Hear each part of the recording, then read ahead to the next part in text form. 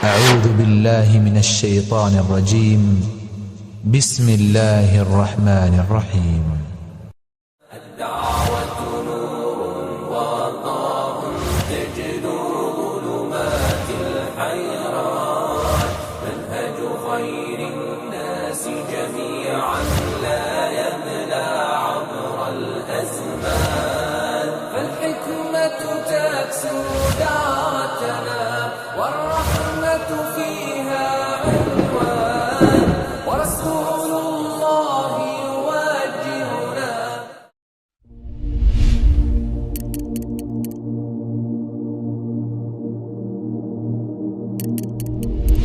ٹیلی phone پہ نکاح جائز ہے یا نہیں؟ بیت اللہ اور مدینہ شریف پہ حملہ اگر ہو تو کیا یہاں کام کرنے والے مسلمان پہ جہاد فرض ہو جائے گا؟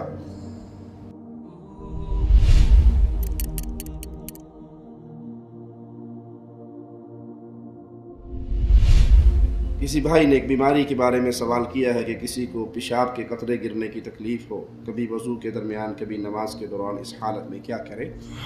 ویڈیو کال کے بارے میں کسی بھائی نے سوال کیا ہے، یہ کیسا ہے؟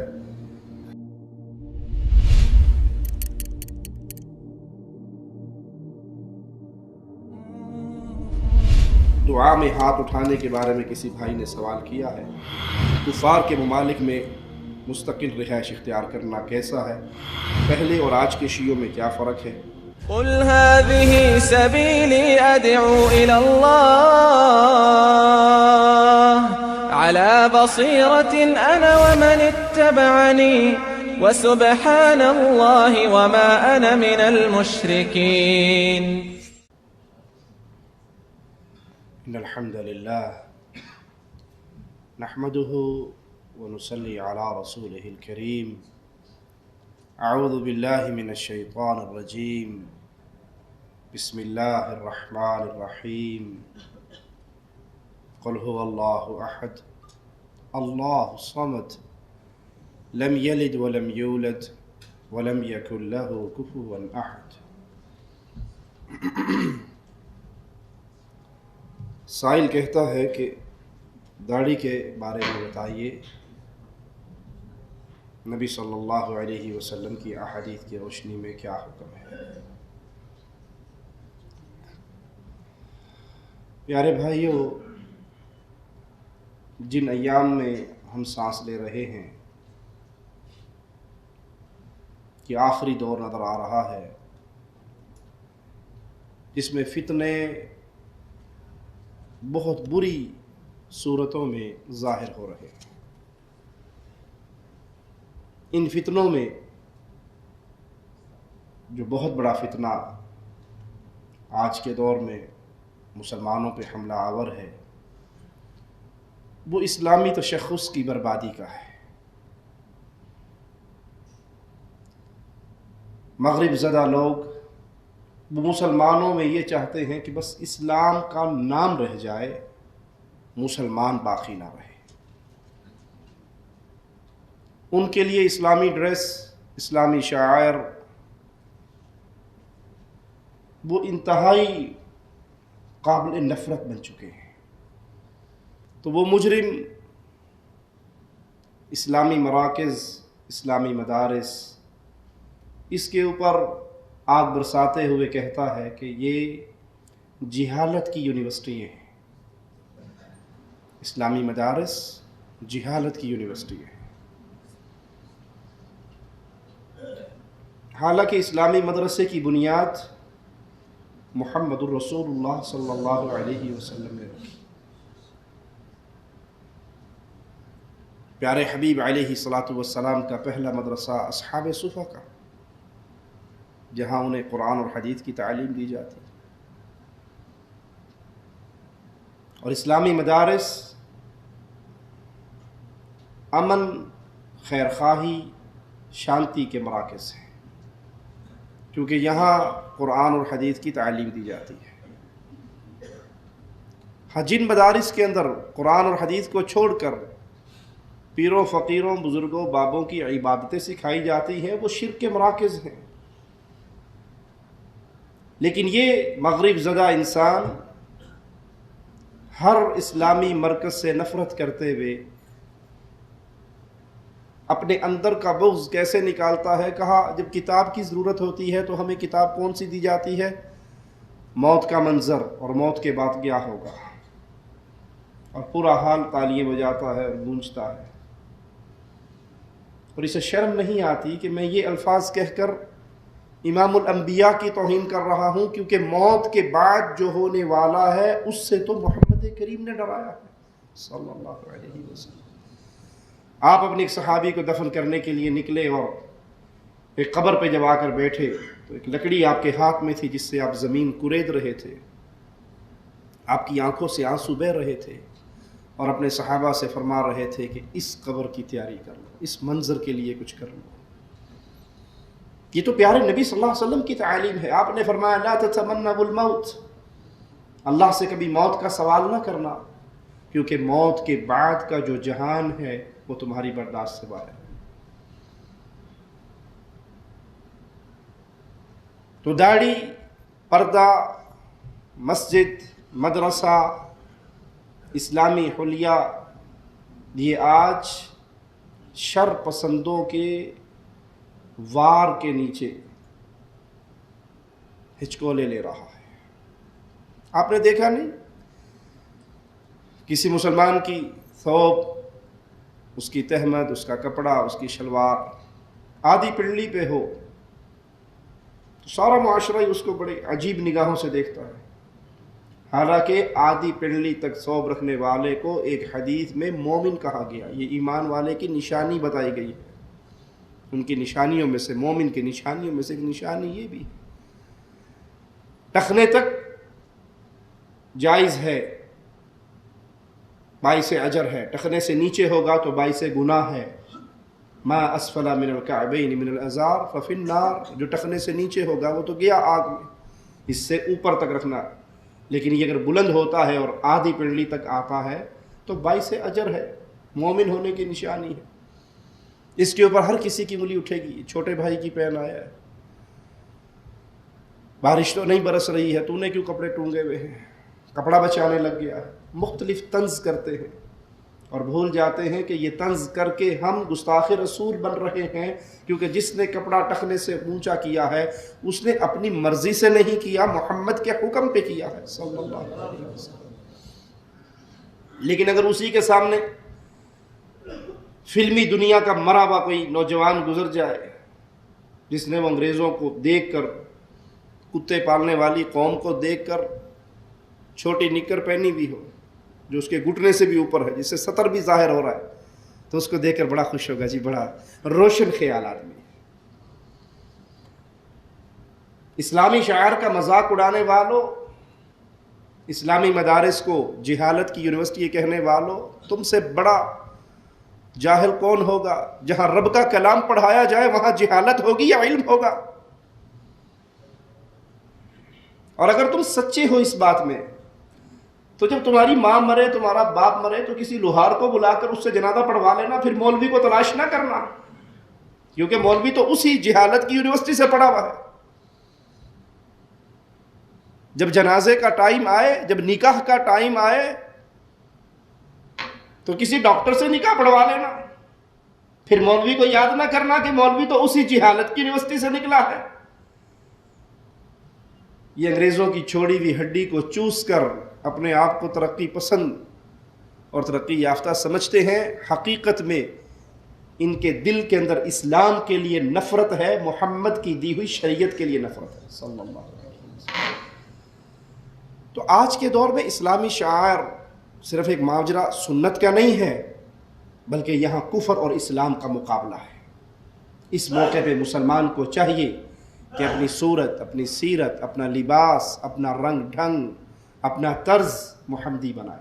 جب میدان کے اندر دو چیزیں آ گئی نا، ایک محمد کریم سے پیار کرنے والے صلی اللہ علیہ وسلم اور ایک محمد کریم صلی اللہ علیہ وسلم کی امت کو اپنے ظلم و ستم کے تیروں سے چھلنی کرنے کی پلاننگ کرنے والے، درمیان کا راستہ تو بچا نہیں ہے۔ آپ کو کسی ایک پارٹی میں شریک ہونا ہے، کسی ایک کشتی کا سوار بننا ہے۔ کس کشتی کے سوار بننا چاہتے ہیں؟ محمدی کشتی کے یا دشمنان محمد کی کشتی کے؟ یہ فیصلہ آپ کیجئے. آدھا تیتر آدھا بٹیر کا دور ختم ہو گیا ہے. یا تو کھل کے محمدی بن جائیے، وگرنہ دشمنان مصطفیٰ، دشمنان شریعت اسلام، وہ تو اپنے وار کے لیے تیار بیٹھے ہیں. اب یہ نہیں ہو سکتا کہ میں نہ ادھر کا رہوں نہ ادھر کا رہوں اور درمیان میں رہ کے گزارا ہو جائے.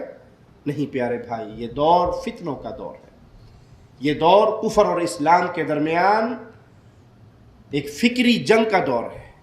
اس لیے اپنا لباس، اپنا چہرہ، اپنی صورت، اپنی سیرت، اپنا گھر، اپنا کردار، ایک ایک جگہ پہ محمدی رنگ لے کے آئیے، اور اپنے بچوں کو، اپنی بیٹیوں کو، اپنے گھروں کو، اپنے لباس کو، اپنے جسم کو، اپنے کاروبار کو، اپنی دکان کو، جہاں تک آپ کا بس چلتا ہے وہاں تک محمد کے جھنڈے کو گاڑ دیجیے صلی اللہ علیہ وسلم.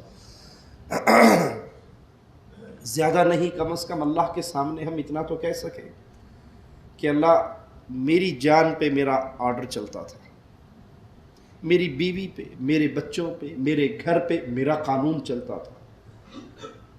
جو میرے پیسوں سے پل رہے تھے، جن کو روٹی میں کھلاتا تھا، وہ میرے انڈر تھے. اللہ، وہاں پر میں نے تیرے اور تیرے رسول کے حکموں کو لاگو کیا. اللہ کی قسم، اگر ہم میں سے ہر مسلمان یہ عزم کر لے کہ میں نے اپنے آپ کو سیدھا کرنا ہے، اپنے گھرانے کو سیدھا کرنا ہے، تو وہ دن دور نہیں جب محمد کریم صلی اللہ علیہ وسلم کا لایا ہوا دین کونے کونے پر پہنچ جائے. شیطان کی ہتھ کنڈوں میں سے ایک بہت بڑا ہتھ کنڈا کیا ہے؟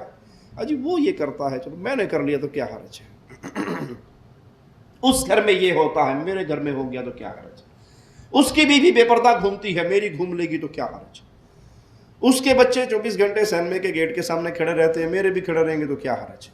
نہیں پیارے بھائی، آپ کے دل میں اگر محبت مصطفیٰ کا چراغ جل رہا ہے تو آپ اپنے آپ کو محمدی ماڈل بنا کر لوگوں کے سامنے پیش کریں کہ بھائی تم نے جو کرنا ہے کرو، میں تو اسلام کے اوپر عمل کرنے والا ہوں. جب آپ اس طرح کرو گے، آپ لوگوں کے لیے نمونہ بنو گے، آپ کی اولاد لوگوں کے لیے نمونہ بنے، آپ کا جسم، آپ کا کاروبار، آپ کے معاملات لوگوں کے لیے نمونہ بنے. اور جب آپ نمونہ بنو گے اپنے آپ کو اسلام کے رنگ میں ڈھال کر، تو آپ کے پیچھے چلنے والے ایک نہیں 20 ہوں گے. اور یہ یاد رکھنا کہ آپ کو دیکھ کر جو جو اسلام کے راستے پر آئے گا، ان سب کا ثواب اللہ آپ کو بھی عطا فرمائے گا. کورٹ میرج کے بارے میں کسی بھائی نے سوال کیا ہے کہ ولی راضی نہیں ہوتا، لڑکی اور لڑکا گھر سے بھاگ کر کورٹ میں جا کر نکاح کر لیتے ہیں، تو کیا یہ نکاح درست ہے؟ رسول اللہ صلی اللہ علیہ وسلم کا فرمان ہے، جس نکاح میں ولی راضی نہیں ہے، لا نکاح الا، ولی کی رضامندی کے بغیر نکاح نہیں ہو سکتا.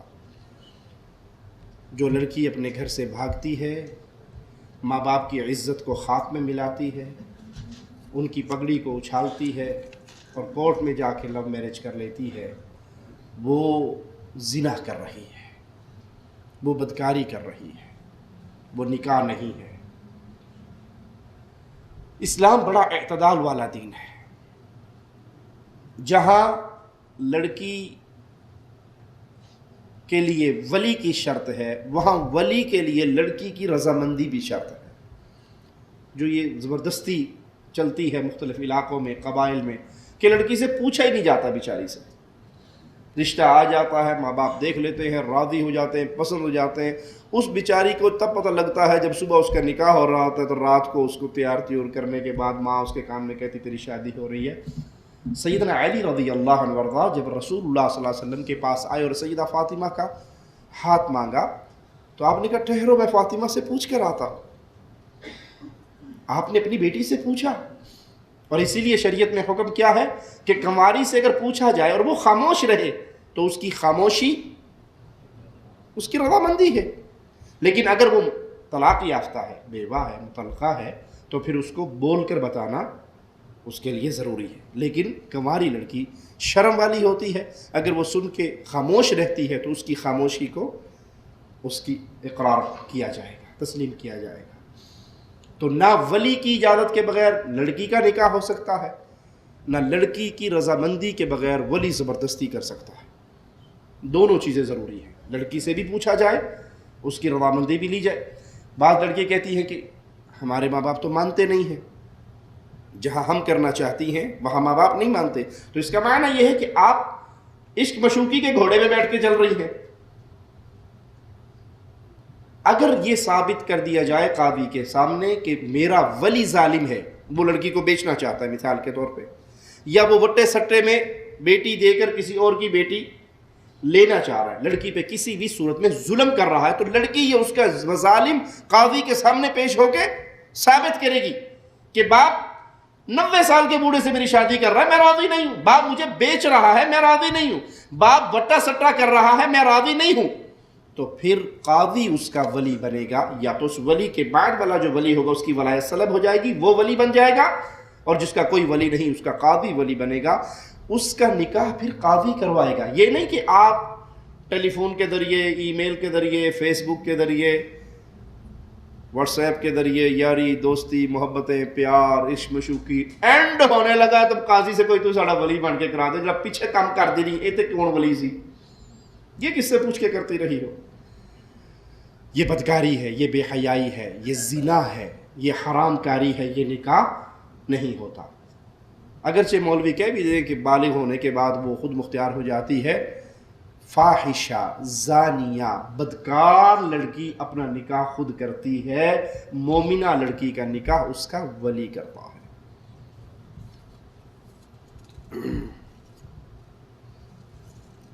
نماز وتر کے بارے میں کسی بھائی نے سوال کیا ہے, اس کی اہمیت کیا ہے اور رکعات کتنی ہیں.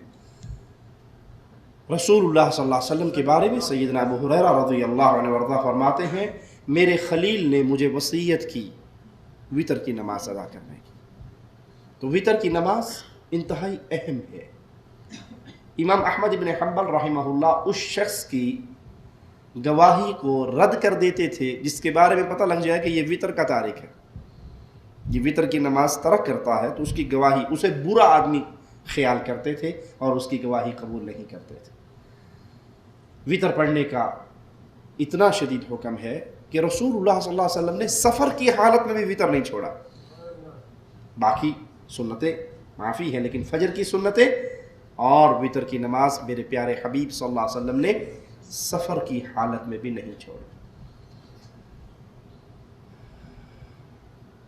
اگر کسی نے تہجد کی عادت ڈالی بھی ہے, اللہ سب کو رات کی نماز کی توفیق عطا فرمائے,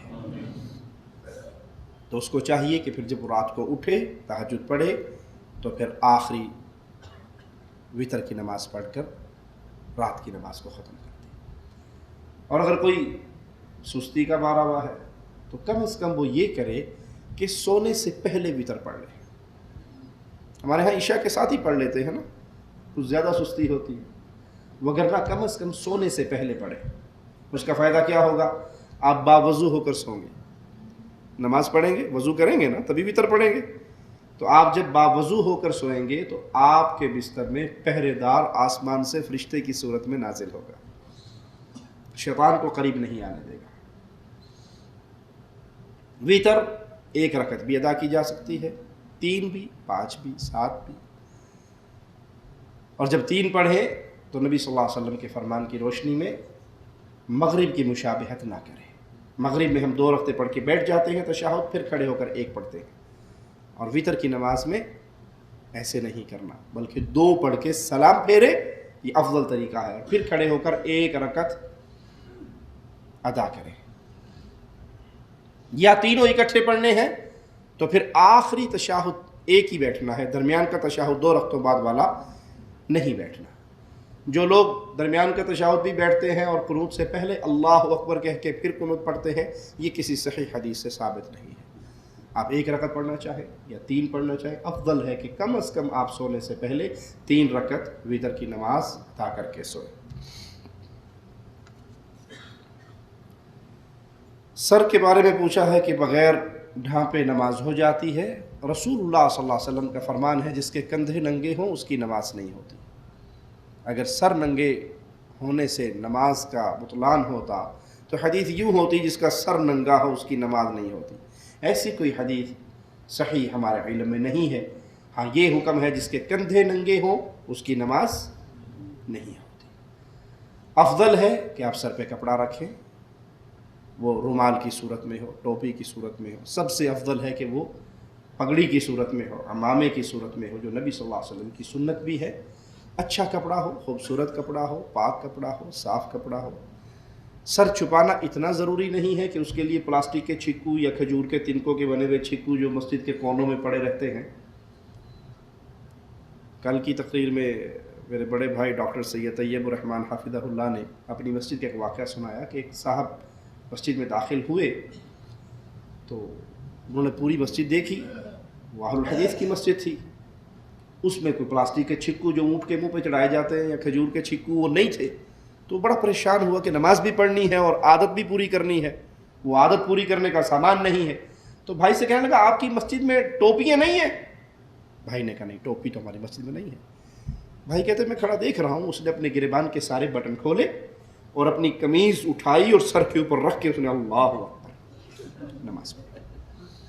بھائی وہ سارا منظر دیکھتے رہے. جب اس حضرت کی نماز ختم ہوئی تو بھائی نے کہا کیا وجہ ہے آپ نے یہ قمیض اتار کے سر پہ رکھ کے، قمیض کو کھینچ کے سر چھپا کے بڑے اوکھے ہو کے نماز پڑھی ہے؟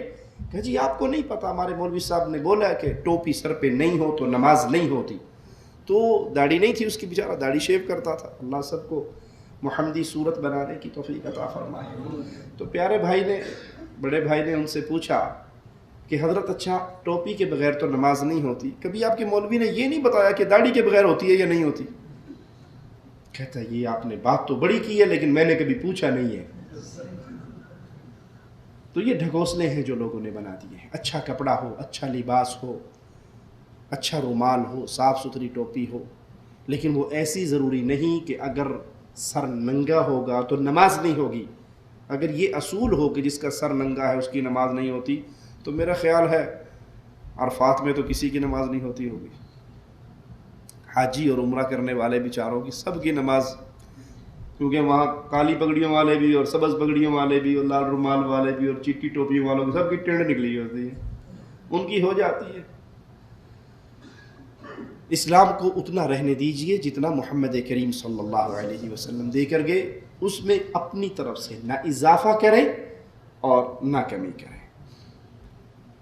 سائل پوچھتا ہے جس شخص کا حلیہ نبی صلی اللہ علیہ وسلم کی سنت کے مطابق نہیں، اس کے پیچھے نماز پڑھنی کیسے ہے؟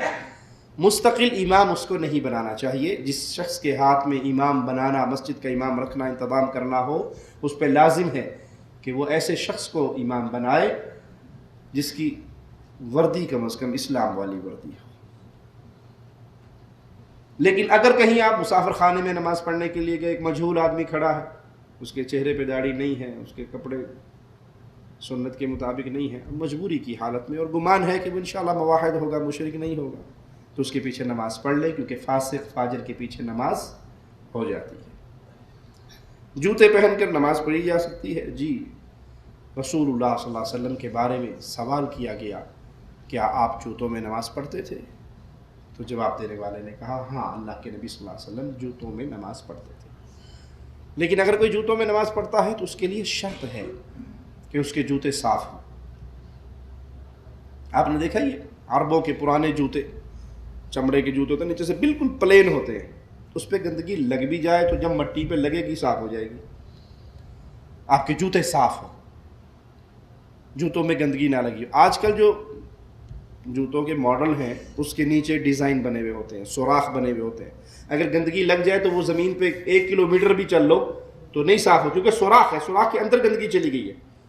اور گندگی لگی ہوئی ہو تو پھر نماز نہیں ہوتی. دلیل اس کی کہ رسول اللہ صلی اللہ علیہ وسلم نماز پڑھ رہے تھے، آپ کو جبرائیل نے آ کے خبر دی کہ آپ کی جوتی کے نیچے گندگی لگی ہے. آپ نے اپنے جوتے اتار دیے. صحابہ کرام رضوان اللہ علیہم اجمعین جب اس منظر کو دیکھتے ہیں تو انہوں نے اپنے جوتے اتار دیے. آپ نے پوچھا تم نے جوتے کیوں اتارے؟ کہا اللہ کے نبی صلی اللہ علیہ وسلم آپ نے جو اتار دیے تھے. کہا مجھے تو جبرائیل نے آ کے خبر دی تھی کہ آپ کے جوتوں کے نیچے گندگی لگی ہے، میں نے تو اس لیے اتارے. تم میں سے جو کوئی مسجد میں آئے وہ مسجد میں آنے سے پہلے اپنے جوتوں کو دیکھ لے، اگر اس میں گندگی ہے تو زمین پہ मल ले, रगड़ ले, ताकि वो गंदगी ज़ाइल हो जाए। तो इस हदीस से कई बातें साबित हुई। पहली बात कि जूतों में नमाज पढ़ना जायज़ है, शर्त यह है कि उसके नीचे गंदगी ना लगी हुई हो। नंबर 2, इस हदीस से यह मसला भी साबित हुआ कि रसूलुल्लाह सल्लल्लाहु अलैहि वसल्लम आलिमुल गैब, क्यों?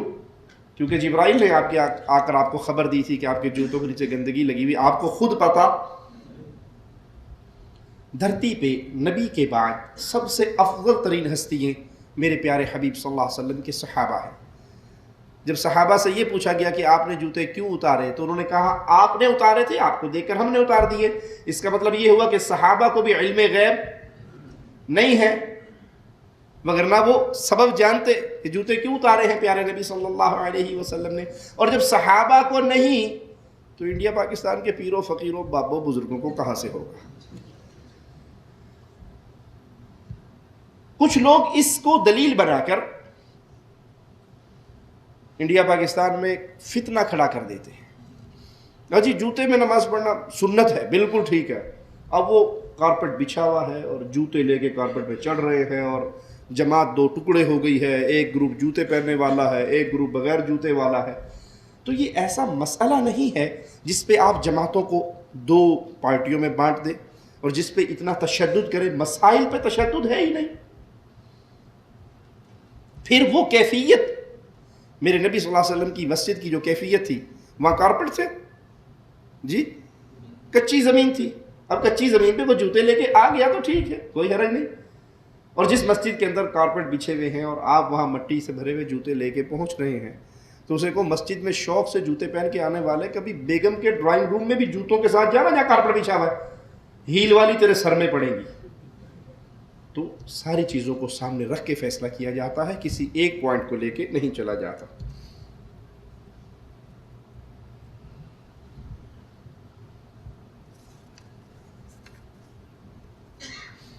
टेलीफोन पे निकाह जायज़ है या नहीं? कोई हरज नहीं, मजबूरी की हालत में टेलीफोन पे निकाह किया जाए। शर्त यह है कि उस निकाह की तमाम शराइत पूरी हो, मजहूल मामला ना हो, छुपा हुआ मामला ना हो। आप उस लड़के की आवाज़ जानते हैं और लड़की के वली की आवाज़ जानते हैं, दोनों तरफ लोग बैठे हुए हैं, स्पीकर ऑन है, एक दूसरे को पहचानते हैं, जानते हैं। आजकल तो स्काइप का दौर है, वीडियो कॉलिंग का दौर है। तो अगर वो तमाम शराइत हों तो इंशाअल्लाह कोई हर्ज नहीं। मदरसे की तामीर ज़कात के पैसे से की जा सकती है? जी, मदारिस की तामीर ज़कात के पैसे से की जा सकती है। एक तो मदारिस में पढ़ने वाले अक्सर गरीब लोग होते हैं, फुक़रा होते हैं, जिनके जेब में 4 पैसे होते हैं, तो वो इंग्लिश मीडियम स्कूल ढूंढते हैं, अपने बच्चों को FSC और BSc करवाते हैं, मेडिकल इंजीनियरिंग लाइन पे ले जाते हैं। मदारिस में तो जो गुरबा तबका है, मुसलमानों की हालत ज़ार की एक वजह ये भी है कि हमारे मिंबर व महराब के वारिस इल्ला मन रहिम रब्बी, इस मदारिस के सिस्टम के ज़रिए जो लोग निकल कर आते हैं, उनमें अक्सरियत बेचारों की वो होती है जो ख़ुद माली तौर पे कमज़ोर होता है। और जब वो मौलवी साहब माली तौर पे कमज़ोर होगा और अपनी तनख्वाह के लिए चौधरी साहब को देखेगा, तो क्या ख्याल है चौधरी की गैर शरई रस्मों पे वो कुछ कह सकेगा? मस्जिद के अंदर होने वाले गैर शरई कामों के बारे में बता सकेगा? वो किस्सा यूँ से भी सुना के जाएगा, खुदाई हलीमा की लोरियाँ ही सुनाएगा। इसीलिए मैं अपने भाइयों पर ख़ास तौर पे ज़ोर देता हूँ, जिनको अल्लाह ने माल से नवाजा है, दुनिया की नेमत से नवाजा है, अपने बच्चों को दीन सिखाइए। क्यों? इसलिए कि जब उसकी अपनी जेब भरी हुई होगी तो वो दीन के मसाइल पैसों की वजह से तब्दील नहीं करेगा। कि उसे ये लालच नहीं होगी कि मैं तकरीर करूँगा और मुझे वहाँ से 20,000 रुपये मिलेंगे, 50,000 रुपये मिलेंगे। वो इसको अल्लाह का पैगाम समझ के बग़ैर डर और बग़ैर लालच के पहुँचाएगा। और जिस बच्चे को ये पता हो कि मैं मदरसे से फ़ारिग होकर बड़ी मुश्किल 8-10 साल पढ़ के अब मस्जिद का ख़तीब इमाम लगा हूँ, मेरी 10-12 हज़ार रुपये तनख्वाह लगी है, बीवी है, 3-4 बच्चे भी हैं, तो वो हमेशा इसी डर, परेशानी, टेंशन में रहेगा कि पता नहीं मौलवी साहब की बात सुन के अगर चौधरी साहब नाराज़ हो गए तो किस वक्त ڈسمس کا پیپر ہاتھ میں تھما دیا جائے گا۔ اس لیے جن کی اللہ نے جن کو عطا کیا ہے وہ اپنی اولادوں کو حق سکھائیں۔ اللہ رحمت فرمائے ظہور الہی رحمہ اللہ، علامہ احسان ظہیر کے والد پہ اللہ نے دنیا کا بڑا کچھ دیا تھا، بڑا مال دیا تھا، انہوں نے پھر اپنے بیٹوں کو سب کو دین کا عالم بنایا۔ اب وہ کسی سے ڈرنے والے نہیں، کسی کا لالچ نہیں، تقریر کرنے کے بعد پیسوں کی کوئی امید نہیں، اللہ نے خود اتنا دیا ہوا ہے، مالی طور پہ سٹرانگ ہے، اور پھر ماشاءاللہ دین کے عالم ہیں۔ تو ویسے ہی کسی نے ان کو علامہ نہیں کہا، وہ حقیقت میں علامہ تھے۔ ڈاکٹر فضل اللہ حافظہ اللہ وہ کہتے ہیں جب ایف ایس سی کر لی تو ابا جی کے ساتھ بڑا زور لگایا کہ مجھے دنیا کی تعلیم کے لیے اجازت مل جائے، میں یونیورسٹی میں چلا جاؤں۔ ابا جی کو جا کے مناتا رہا حاجی ظہور الہی رحمہ اللہ کو، تو ایک ہی جواب آتا، بیٹا جامعہ محمدیہ میں بیٹھ کے قرآن حدیث سیکھ۔ اب ذہین ترین طالب علم اور جیب ماشاءاللہ بھری ہوئی، مالی طور پہ سٹرانگ، بڑے اچھے خاندان کے، اس کیفیت میں جب وہ دین کا علم سیکھ کے آئیں گے تو پھر کسی کے ماتھے پہ پڑا ہوا بل دیکھ کے وہ مسئلہ بدلیں گے؟ اس لیے اللہ اس طرح کی خاندان اہل اسلام کو عطا فرمائے۔ یہ دعا بھی کیجئے، اور جن کو اللہ نے مالی طور پہ سٹرانگ کیا ہے وہ اپنے بچوں کو فرنٹ پہ لے کے آئیں تاکہ وہ کسی لالچ اور ڈر کے بغیر شریعت کی بات آگے پہنچا سکیں۔ بیت اللہ اور مدینہ شریف پہ حملہ اگر ہو تو کیا یہاں کام کرنے والے مسلمان پہ جہاد فرض ہو جائے گا؟ اللہ شریروں کے شر سے مملکت حرمین شریفین کی حفاظت فرمائے۔ اللہ ظالموں کی پلاننگ ان کی موت بنا کے ان پہ لوٹا دے۔ اللہ نہ کرے اگر سعودی عرب پر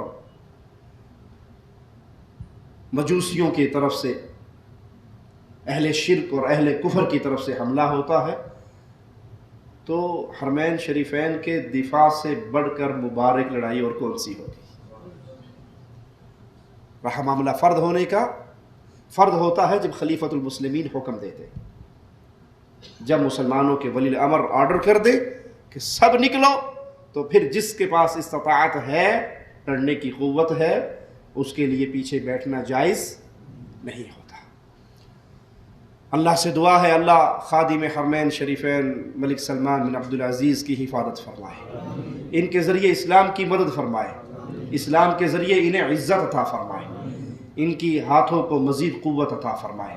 اللہ حرمین شریفین کی حفاظت فرمائے، اس پیارے ملک کی حفاظت فرمائے، اس دیار توحید کی حفاظت فرمائے۔ پیارے بھائیوں، جو اس ارض پاک کی طرف بری نگاہ لگا کے بیٹھے ہیں، ان کے دل کے اندر کفر اور شرک کا سمندر ٹھاٹھے مار رہا ہے۔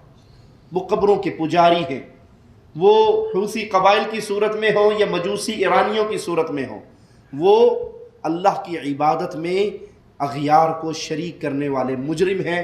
ان کو حرمین شریفین سے، مملکت حرمین سے، ریاست حرمین سے تکلیف ہی یہ ہے کہ یہ توحید کی دعوت کا مرکز بنا ہوا ہے، یہاں سے لا الہ الا اللہ کا پیغام نشر ہوتا ہے، یہاں سے توحید کا آوازہ گونجتا ہے۔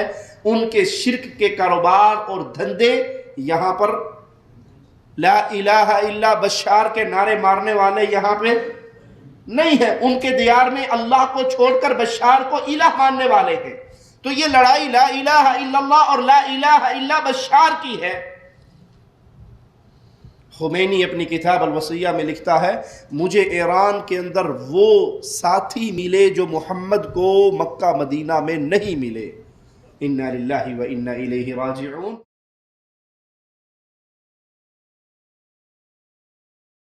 تو یہاں پہ جو لڑائی ہے وہ حرمین شریفین کی اس نظریات کی لڑائی ہے جو یہاں کی مملکت نے کتاب اللہ اور سنت رسول اللہ سے سیکھے ہیں، قرآن اور حدیث سے سیکھے ہیں۔ تو یہ جنگ حقیقت میں مجوسیوں کی اور اہل ایمان کی جنگ ہے۔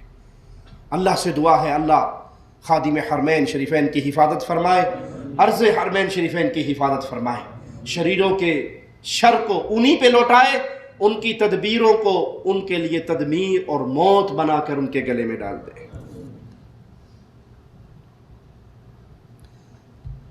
کسی بھائی نے ایک بیماری کے بارے میں سوال کیا ہے کہ کسی کو پیشاب کے قطرے گرنے کی تکلیف ہو، کبھی وضو کے درمیان کبھی نماز کے دوران، اس حالت میں کیا کرے؟ اللہ رحمان الرحیم ہے، اپنے بندوں کے ساتھ محبت والا معاملہ فرماتا ہے۔ اگر کوئی بیمار ہے، کوئی مریض ہے اس مرض کا مستقل، وہ علاج بھی کرتا رہے اور ہر نماز کے لیے طہارت کر کے ایک دفعہ وضو کر کے وہ نماز ادا کر لے، لیکن اگلی نماز کے آنے پر وہ اپنے اس انڈر ویئر استعمال کرے یا کوئی کپڑا استعمال کرے اور ہر بار اس کو پاک کر کے دوبارہ استعمال کر لے، لیکن ایک نماز کے لیے اس کو ایک وضو انشاءاللہ کافی ہے، واللہ اعلم۔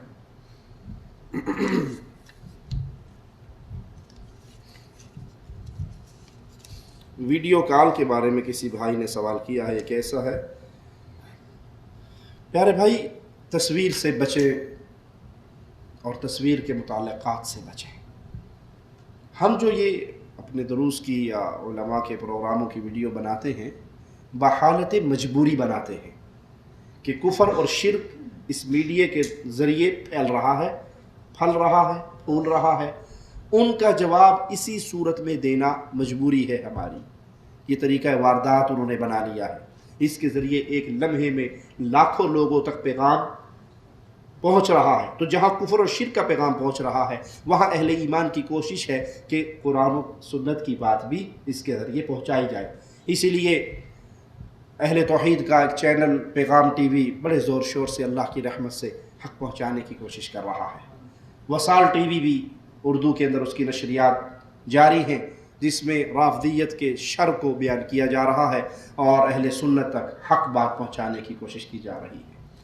تو جو ہمارے ہاں عام کھیل کود بن گیا ہے نا، چھوٹی چھوٹی باتوں پہ تصویریں اتارنا، ویڈیو بنانا، جہاں مجبوری ہے وہاں کر لیجئے، اور جہاں مجبوری نہیں ہے، یادگیری کے لیے، شوق کے لیے اس سے بچیے کہ یہ راستہ شیطان کا راستہ ہے اور انسان کو گمراہی میں لے کر جاتا ہے۔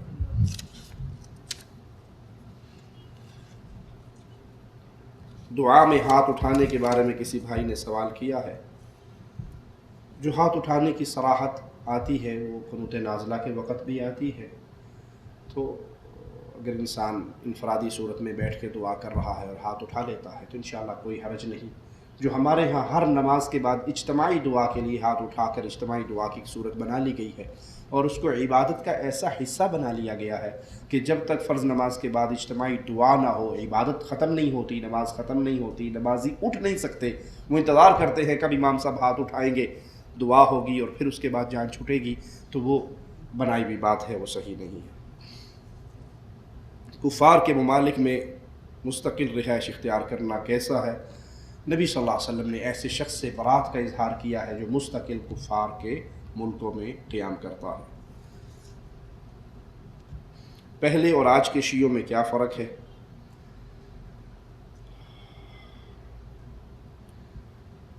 پہلے اور آج کے شیعہ برابر ہیں، بلکہ آج کے دور کے شیعوں کے اندر بہت زیادہ بڑھ گیا ہے۔ جو عقائد ان کی کتابوں میں ملا باقر مجلسی لکھ گیا، نعمت اللہ الجزائری لکھ گیا، شیخ مفید لکھ گیا، آج تک اسی کے اوپر عمل ہو رہا ہے، بلکہ آج کے دور کا رافضی پچھلوں رافضیوں سے زیادہ آگے جا چکا ہے۔ اب وہ کھل کر سیدنا علی کو اللہ کی صفات دیتے ہیں۔ پہلے لوگوں کی باتیں تھی، کتابوں کے اندر موجود تھی، چھپی ہوئی تھی، اب انہوں نے تقیہ کی چادر کو پھاڑ دیا ہے اور وہ کھل کے عوام کے سامنے اپنے کے ساتھ آگے ہیں۔ لہذا اپنے آپ کو ان سے بچائیے، اپنی اولاد کو ان سے بچائیے، ان کے بارے میں علم حاصل کریں، اور وہ علم اس لیے حاصل کریں کہ تاکہ آپ ان کے شر سے بچ سکیں۔ فضائل اعمال کے بارے میں کسی بھائی نے سوال کیا ہے کہ اس میں بدعت ہے یا نہیں۔ اگر اس سے مراد فضائل اعمال سے مراد وہ کتاب ہے جو بعض لوگوں کے گھروں میں پائی جاتی ہے، تو اس کے اندر بدعات کے علاوہ شرکیات بھی موجود ہیں۔ اے اللہ جو تو ہے وہ میں ہوں، میں اور تو خود شرک در شرک ہے، اس طرح کے وحدت الوجود کے عقیدے بھی موجود ہیں۔ اللہ ہم سب کو ہدایت عطا فرمائے، توحید پہ گامزن رکھے، موت دے تو ایمان پہ دے، زندہ رکھے تو ایمان پہ باقی رکھے، حق کہنے والا بنا کے رکھے، حق سننے والا، حق کو آگے پہنچانے والا اور حق پہ عمل کرنے والا بنا کے رکھے۔ اقول قولی هذا واستغفر الله لي ولكم ولسائر المسلمين فاستغفروه انه هو الغفور الرحيم۔ لا إله إلا الله محمد رسول الله عليه صلاة الله وآله والأحبة